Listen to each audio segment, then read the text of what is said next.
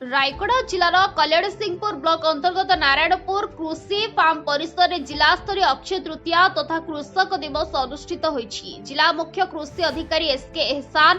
कर्ता भाव में उपस्थित रही समस्त रीतिनीति अनुसार पूजार्चना और विधि पूर्वक पालित होइथिला।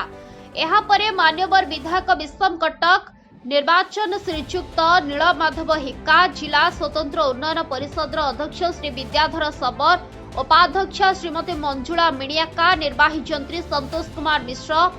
कृषि सूचना और परामर्श केन्द्र अध्यक्ष बनीमाली काड्राका उपस्थित अक्षिमुठी अनुकूल पूर्वक जमी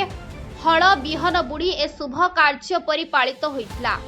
यापरे सभागृह 300 ऊर्ध्व चाषी उपस्थिति आवासी माध्यम कटकरू जातीय धान गवेषणा अनुष्ठान सीधासलख मुख्यमंत्री वार्ता और सीएम किसान सहायता राशि बंटन कार्यक्रम अनुष्ठित होइथिला।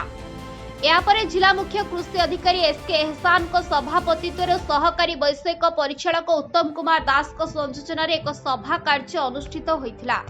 अन्यମାନଙ୍କ ମଧ୍ୟରେ मुख्य अतिथि मान्यवर विधायक विश्वम कटक सम्मानित अतिथि भाव में स्वतंत्र उन्नयन परिषद अध्यक्ष श्री सबर उपाध्यक्षा श्रीमती मिनियाका अतिरिक्त जिलापाल साधारण श्री नवीन चंद्र नायक अतिरिक्त जिलापाल श्री निहार रंजन कन्नर मुख्य प्रमुख उपस्थित रही अक्षय तृतीया दिवस उद्देश्य विषय आलोकपात करथिले। यहाँ पर अतिथि द्वारा कृषि रथर उद्घाटन करथिले। ए कार्यक्रम में अन्यମାନଙ୍କ ମଧ୍ୟରେ जिलार कृषि जिला अधिकारी गोष्ठी कृषि अधिकारी सहकारी कृषि अधिकारी कृषि अधिदर्शक ग्राम्य कृषि कर्मचारी आत्मार एटीएम मुख्य किराणी संतोष कुमार सेनापति बीटीएम प्रमुख उपस्थित रही ए कार्यक्रम सफलता पाई पूर्ण सहयोग करथिले। अवसर में रायगढ़ जिला वासी चाषी भाई समस्त हार्दिक अभिनंदन। जहाँ अति सुंदर भाव जिला स्तरीय अक्षय तृतीया पालन हो कल्याण सिंहपुर ब्लॉक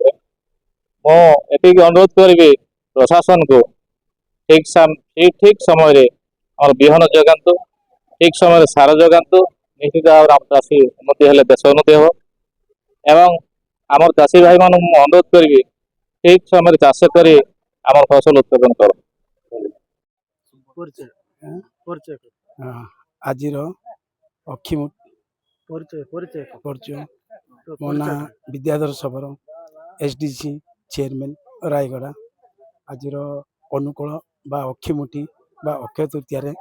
आज जो अनुकूल करागला चाषी भाई मानकर आज माटीर पूजा करागला। अक्षय तृतीया यही दिन में आज पवित्र जगन्नाथंकर अख आज कराए एवं चंदन यात्रा आज कराए।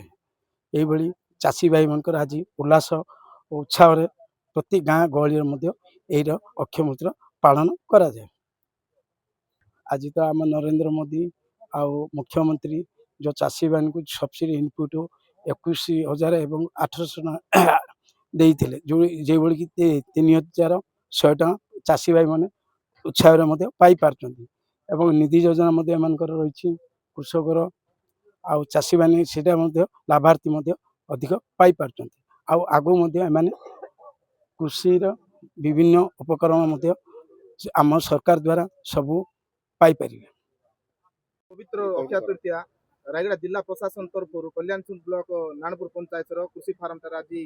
पवित्र अक्षय तृतीया पालन करा संपर्क प्रतिक्रिया कौन रख। जय जगन्नाथ। पवित्र अक्षय तृतीया रायगढ़ जिला सब चाषी भाई बहन मान मोर हार्दिक अभिनंदन। आज अक्षय तृतीया आज जिला स्तरीय अक्षय तृतीया पालन आम कल्याण सिंहपुर नारायणपुर ठारे फार्म हाउस पालन हो जाए। अति सुंदर भाव में समस्त को प्रेरणा देवी चाषी भाई भौणी मान मु भी जड़े चाषी ए वर्षटी समस्त मंगलमय हो आम ठीक टाइम ठीक काम चाष कम कर फसल उत्पादन करवा एवं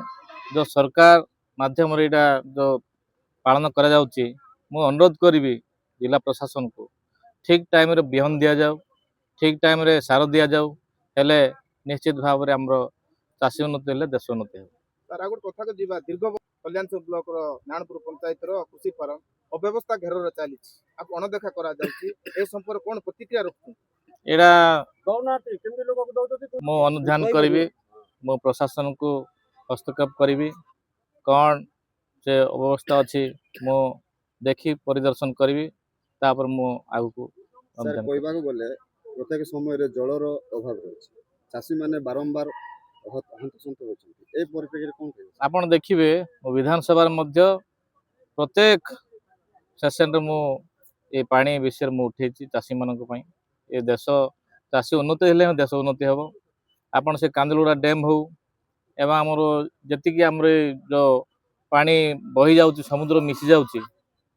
ए सरकार जदि आमको पानी टिके जगाते निश्चित भाव में आमर चाषी उन्नति होता देश उन्नति थैंक यू मियाका वर्तमान एसटीसी वाइस चेयरमैन दायित्व अच्छे आज हूँ पवित्र अक्षय तृतीया यही अवसर में रायगड़ा जिला प्रशासन तरफ कल्याणसिंह ब्लॉक आज नानपुर पंचायत कृषि फोरम आज चाषी आज अनुकूल करागला चाष ए संपर्क कौन प्रतिक्रिया रखुं शुणु ओडिशा सरकार प्रतीत होता पूर्वर गुड़िक मध्य आमर अक्षय तृतीय हूँ एक प्रधान कृष भित्तिक पर्व यही पर्व को आम सब परंपरा रे पूजा पर्व करिकी आमर चाषी भाई भौणी समस्ते एटा को महा आरंभ रे पालन करिके आसंती काहेकि ना एटा होचे आम भविष्यत उज्जवल एई पर्वटा होचे आमर भविष्यत उज्जवल करिवो काहे ना कृषक माने हेउचंती चाषी होचंती एई दिनटा को नीति नियम रे घर गोबर पानी देकी लिपा पूजा अर्चना करिकी एई पूजा अर्चना करिकी आमर परंपरा हिसाब रे बोलतो एटा हम हेइचे किंतु आम परंपरा हिसाब रे अलगा प्रकार पूजा हुए सेई पूजा पर्व करला परे हल करेंगे बिहन बुणवे बिहन बुणला पर से बिहन को लेकिन पुणी मुटा चाउल करके आजिका दिन में आमर कौन करे किछिड़ी ओडियार किछिड़ी कहते आम भाषा हंबा कहते से बात ही करके नियम परंपरा दृष्टि से माने खाऊँ समस्ते जी परिवार गाँ गहल में समस्ते बांटिकी सेटा को खाऊँती हेल्ले आज दिन हूँ पूरा उज्जवल भविष्य दिए आमर माने भूमाता कहीं ना वर्षा खरा हो जहाँ भी कष्ट पड़ी एबुर आरंभ करेंगे पुणी वर्ष जाक खाद्य यही फसल आरंभ करके आमर कृषक भाई भौणी माने यही उपरे निर्भर करें से आम यही पर्व को बहुत आरंभ पालन करें से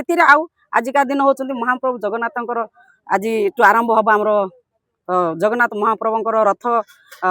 निर्माण भी आरंभ हम से बोले आम समस्ते मानु आम नीति नियम को मानिक आगम परंपरा बंचे रखापी आम आम ओडिशा सरकार